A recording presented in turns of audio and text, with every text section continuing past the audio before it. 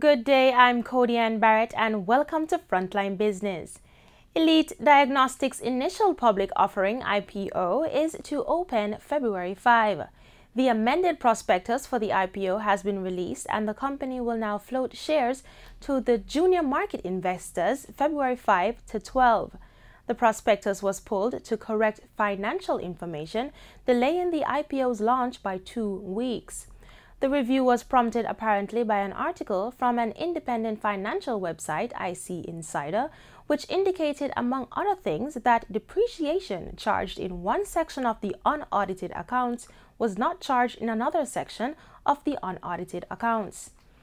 Elite's IPO documentation had already been revised once with an addendum providing new information to the prospectus regarding depreciation data which was missing from the invitation document. Elite is seeking $141 million of equity capital from its IPO.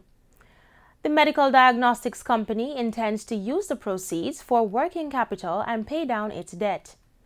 The offer includes over 70 million shares at $2 each.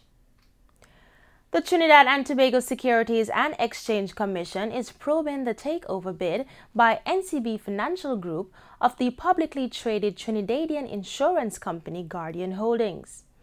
The Commission's Chief Executive Hayden Gittin says the concerns about the transaction were brought to the agency and it is treating the matter diligently and urgently. NCB last month launched a takeover bid with the goal of acquiring 62% of Guardian Holdings shares at $2.35 per share. However, the takeover bid has been met with controversy in Trinidad and Tobago. News came earlier this month that 3 shareholders are planning to challenge the acquisition following a disclosure by NCB Chairman Michael Lee Chin of a secret lockup agreement. The shareholders argue that the transaction failed to disclose the lockup agreement in a timely fashion and they are being offered much less for their shares than major shareholders. The Jamaica Mortgage Bank is reporting that it collected more than $1 billion worth in outstanding loans. The arrears have been reduced since collections started in 2014. This was revealed after the Auditor General's Department expressed concern about the level of efficiency at the agency in its latest performance report. The report, which was presented at Tuesday's sitting of Parliament's Public Accounts Committee, PAC, revealed outstanding loans amounting to $2.7 billion.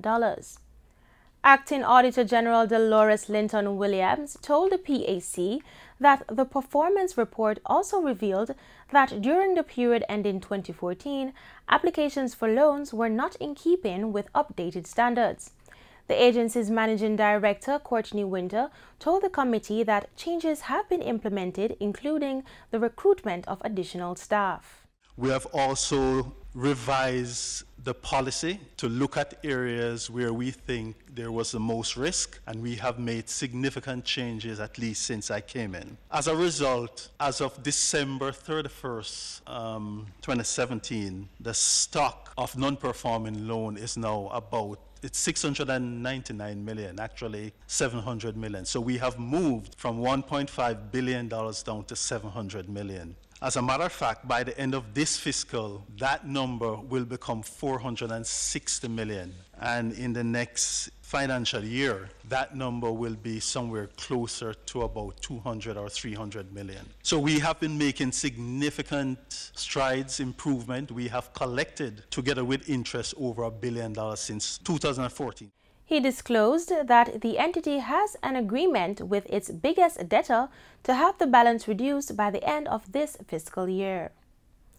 The Jamaica Stock Exchange JSE will be launching the first phase of a social stock exchange this year. The announcement was made by JSE's Managing Director Merlene Street Forrest, who was speaking recently at the regional conference in Kingston. Michael Sharp tells us more. The first question that comes to mind is, what exactly is a social stock exchange, and how does it differ from the regular exchange? The common definition is that this is a stock exchange where money is being raised, which allows investors, donors to invest or participate in companies with a social or environmental goal. She noted that there can't be meaningful, sustained economic growth without social growth. We definitely need to consider this aspect of creating a conduit for social collection, social funding, because there are many persons still just within the social net or right outside of it.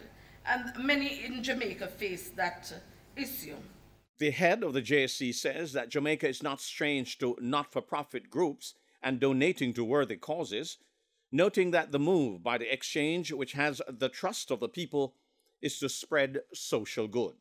So many of the times people really want to invest, and invest is used loosely here, in a social need, but we are afraid because we are not sure where the money is going and we're not sure how it is going to be used. And the social exchange will be a conduit which allows for persons to understand through transparency, because of the confidence you already have in the stock exchange, how this is going to be, how the funding will be used. Ms. Street Forest noted that the move to introduce a social exchange is part of the JSC's own corporate social responsibility. Michael Sharp for Frontline Business. In Wednesday's trading session, the JSE Combined Index advanced by 3,206 points to close at 296,551. Overall market activity resulted from trading in 54 stocks, of which 27 advanced, 19 declined, and 8 traded firm.